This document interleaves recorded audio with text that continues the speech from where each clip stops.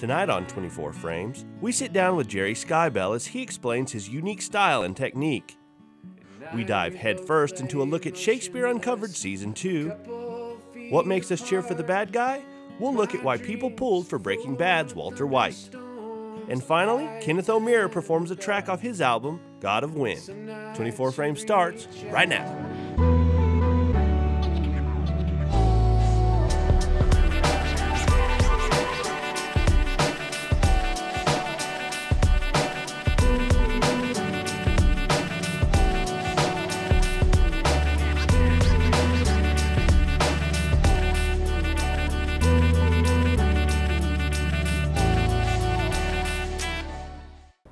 I've been painting and drawing really pretty much all my life, although my main source of income is the real estate development business. And, but it's funny, I've always treated my artwork a little bit like a stepchild.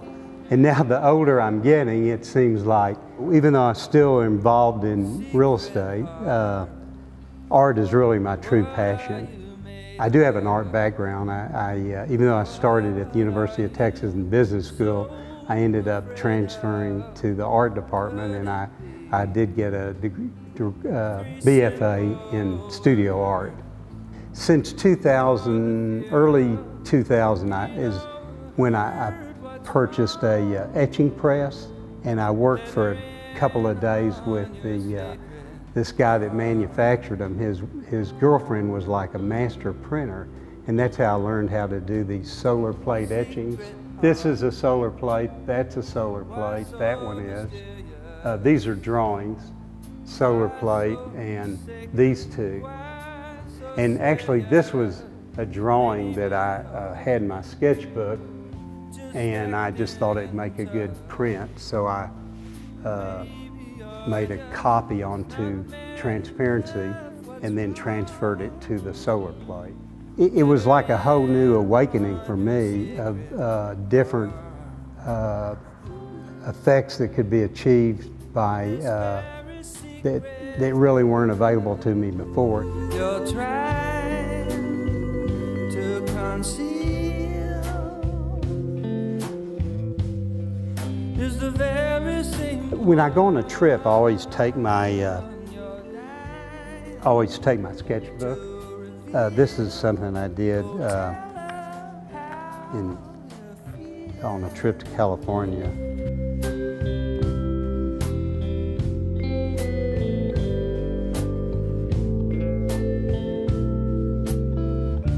My most recent pieces, I've been doing a lot of just monoprints.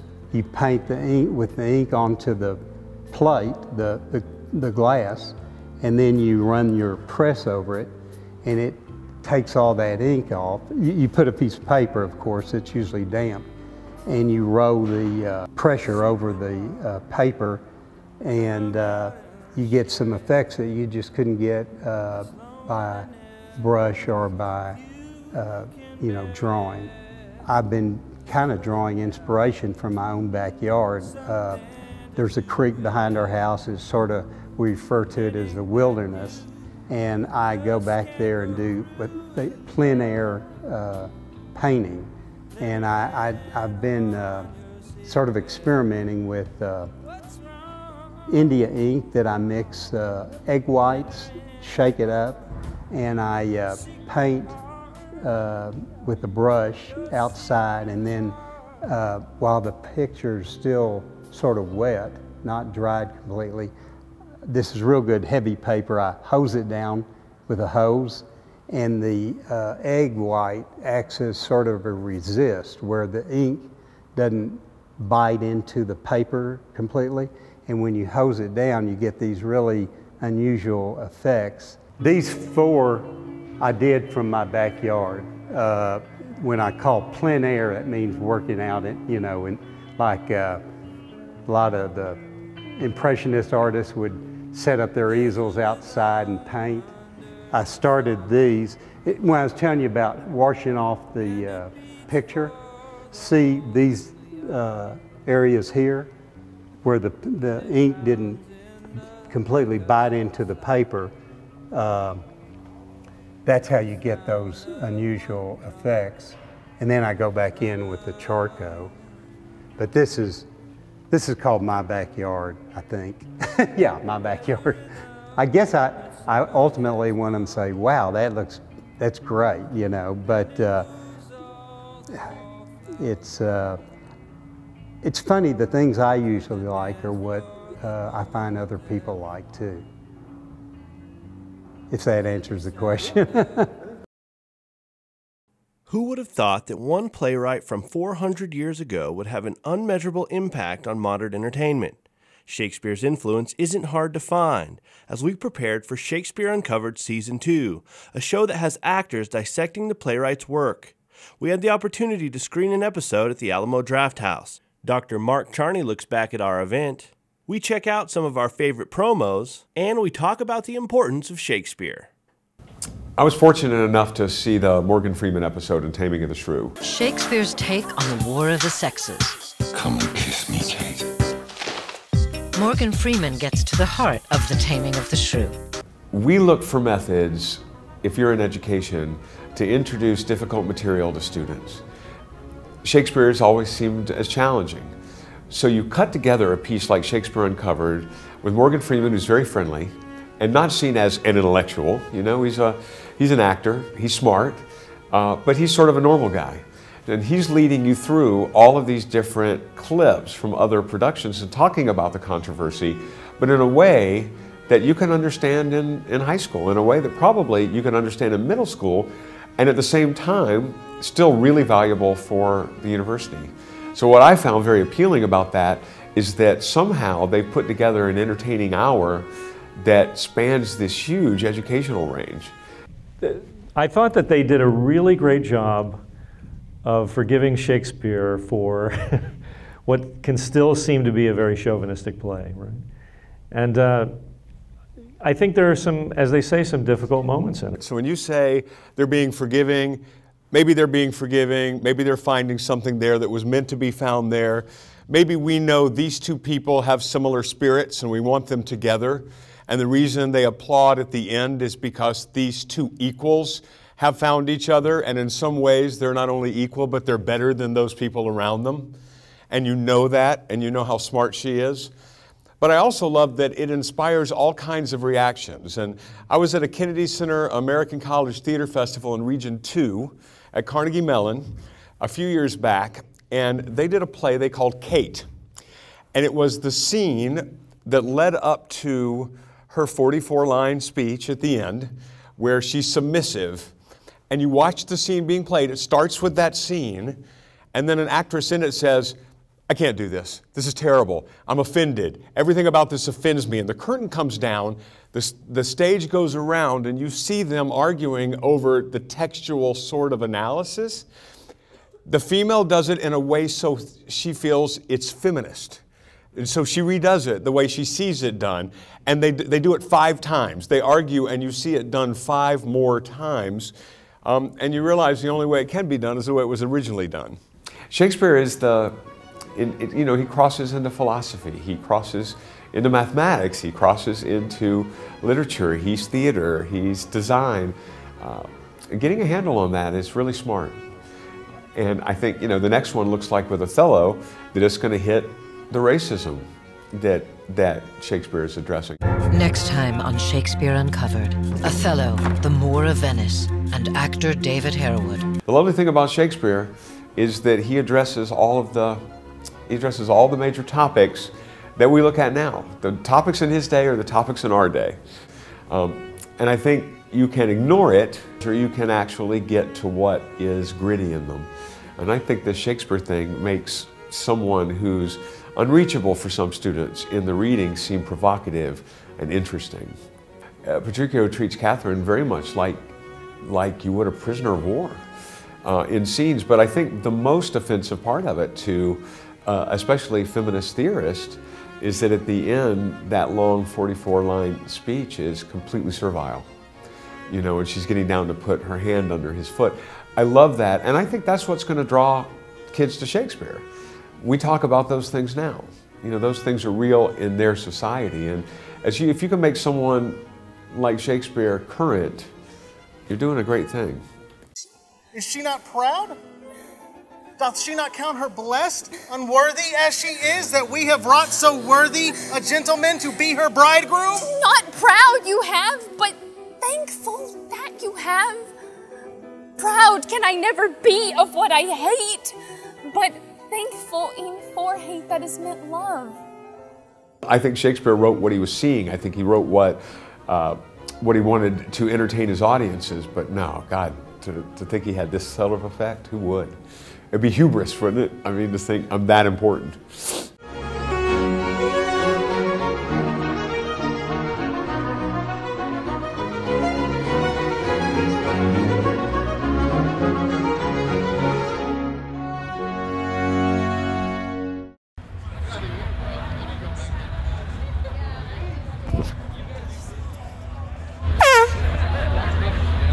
You blow your horn at me, sir? I do blow my horn, sir. Yes, but do you blow your horn at me, sir? No, sir, I don't blow my horn at you. Do you quarrel, sir? Quarrel, sir? No, sir. For if you do, I am for you. Oh? I serve as good a team as you. No better? Our coach is much more of a handsome man than yours. Ah, coach, handsome he may be, but that doesn't translate to victory on the field of battle. He is a better man. You lie. May the best team win.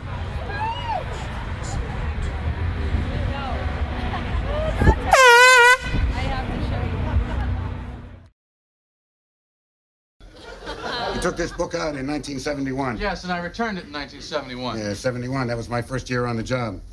Bad year for libraries. Bad year for America. Hippies burning library cards. Television.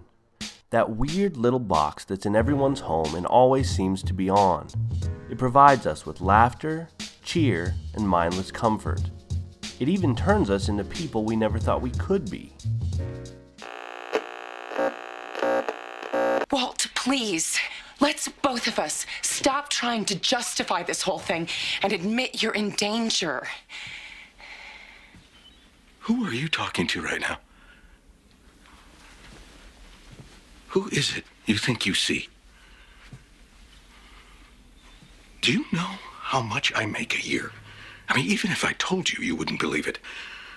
Do you know what would happen if I suddenly decided to stop going into work?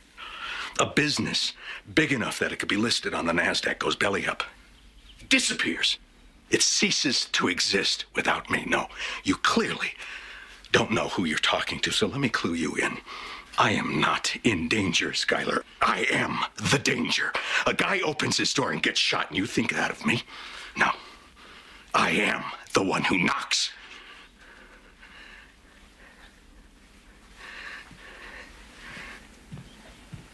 What is it about Walter White? A child-murdering meth dealer we all rooted for.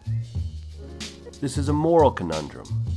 Is the thin line between fact and fiction enough to make it okay to love the bad guys? I thought, why not take this question to the public?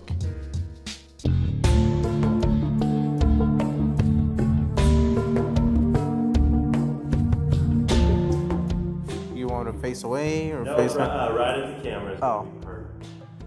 This camera. Oh, okay. Okay. John Gattula, John Gottula. My name is Paul Davidson, Paul Davidson. I had gone in for a checkup, and I had basically went in and they said you have a heart murmur, and from there I ended up having open heart surgery. They found an aneurysm that was a 5.6 with 6 being bursting. So after that, the anesthesia that I took was really, really strong, and basically I've forgotten a lot of things. But because I couldn't do anything, there were all these shows that everybody was watching that I had not watched. And so my wife, Becky, suggested Breaking Bad. And I can honestly tell you that I have watched every episode. But the interesting thing is I can't remember the first ones. I was flipping through the channels, of course, and then here it is, Breaking Bad, and I said, well, what is this going to be about? And then I got to watching it, and it was about a guy struggling with cancer, dying. Didn't have any money, he was a school teacher. Had insurance though, something I didn't have, and I was going, you got insurance, buddy. I watched it on Netflix, all of it in like 2 weeks. Yeah, I think I started watching the second season as it premiered. Like I watched the whole first season I found on the internet, and then I started, after that I followed it all the way through. I'm gonna have you listen to someone, you'll put on those headphones. Okay. Do you know how much I make a year? I mean, even if I told you, you wouldn't believe it. Do you know what would happen if I suddenly decided to stop going into work? A business big enough that it could be listed on the NASDAQ goes belly up. Disappears. It ceases to exist without me. No, you clearly don't know who you're talking to, so let me clue you in. I am not in danger, Skylar. I am the danger. A guy opens his door and gets shot, and you think that of me? No. I am the one who knocks. Amazing. So what's your reaction after being gone from, not seeing the show in a while to listening to that again? Oh, that was make you feel? Definitely one of the best moments, especially between Skylar and him, and like the way she comes to the realization of what he's actually become. So and then I'm the one who knocks. I mean, I don't know how they made that up, but that was awesome. Well, that's such a famous scene. I mean, and yeah, it just reminded me of why the show was so great. Because if you compare him then to where he was at the beginning, he's a completely different person. Absolutely. Yeah. Now, okay, so this is sort of the pivotal point in the show, Yeah. where he goes all in as the full. And tells his wife, basically. Yeah. Did you still root for him after that? Yeah, I'm afraid I did. I rooted for him. Yeah. And what do you think that is? I don't know, because I feel like we all want, like, Yes. I wanted him to succeed. I was conflicted. At some points, I did, when he wasn't being too much of a bastard and just being the worst person ever. But I don't know, it's weird. Yeah, in a way you kind of do, because he is the protagonist, and so you kind of want to see the protagonist like follow through with everything they're trying to achieve. I think that the fact that he started off as a good guy and he had all of these good motives is what made people root for him the whole way through. I don't think I know a person that stopped rooting for him. Well, it's a complicated character, and I don't know if I ever rooted for him, because what he was doing was definitely bad. But the point of the show, I think, is to make you understand Walt's perspective, even if you don't agree. So I wouldn't say I was rooting for him, but it was more of a, quizzicalness that I had when watching the show at this point in particular. Why do you think it is that we root for bad people on television? Because we can't do it in real life, I guess. Because it's not reality. We're not gonna root for somebody that shoots somebody just in the streets of Lubbock, which happens quite often. We're not gonna root for them. We're gonna want to know why. I don't know why we root for them on TV, but we do. I mean, we want the bad guy to win. But finally, why don't we just ask the man himself? This is Bryan Cranston with NPR's Terry Gross. She has no idea the evil acts that Walt has done. She doesn't know that in addition to cooking meth, that you've killed people, that you've done horrible things. Well, horrible to one man is necessary to another. That's right. There you find another example in the writing that Vince was able to do, is that he went another level deeper than what you would expect. An average show would have written Walter White to be a nice guy, a sweet guy. Therefore, the audience would want to save this man. He's a nice man. But the audience wouldn't be invested in that. It would just be an automatic. He's a nice guy. But because he wrote me as this despicable character, saying awful things, it put the emotional dilemma in his central character. Do I save this man simply because he's a human being. Despite the actions of this man, he is still worth saving. So that's the germ of Breaking Bad. That was the seed. The seed that grew to be a pop culture phenomenon. We cheered for Walt because deep down we are Walt, human, and we are worth saving. I am the one who talks. Thank you for that. Thank you. And thank you, Terry. It was a delight. We'll see if the Breaking Bad team can do it again with Better Call Saul. Starts February 8th on AMC.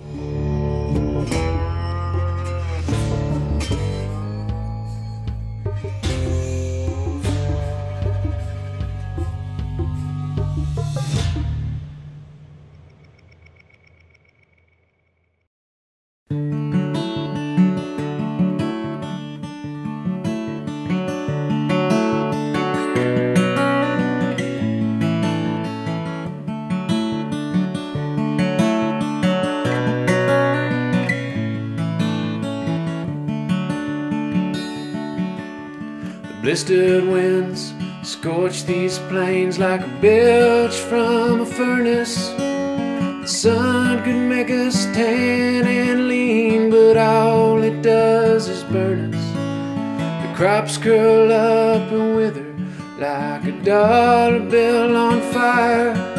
I'd tell you we'd be just fine, but I'm not a liar.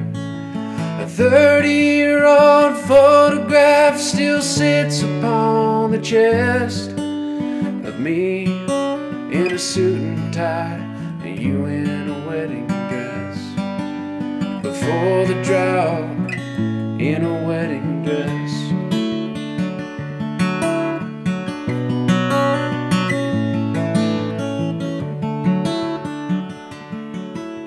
The salt within my sweat cakes this dirt upon my skin, and I toil beneath the hot sun, shameful and chagrin. And I curse my luck, the lack of rain when I come in to eat.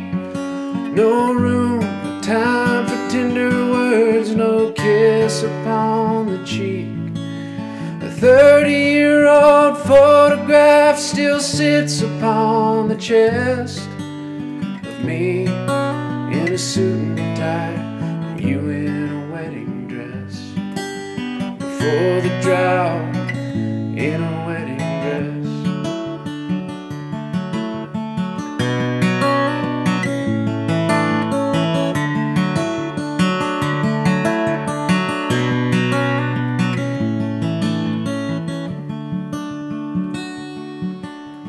Night we both lay motionless, a couple feet apart. My dreams full of thunderstorms, Leviathan and dark. And some nights you reach out to me, but I cannot reply. My body is too callous, my heart is just too dry. 30-year-old photograph still sits upon the chest of me in a suit and tie, you in a wedding dress. A 30-year-old photograph still sits upon the chest of me in a suit and tie, you in a wedding dress. Before the drought,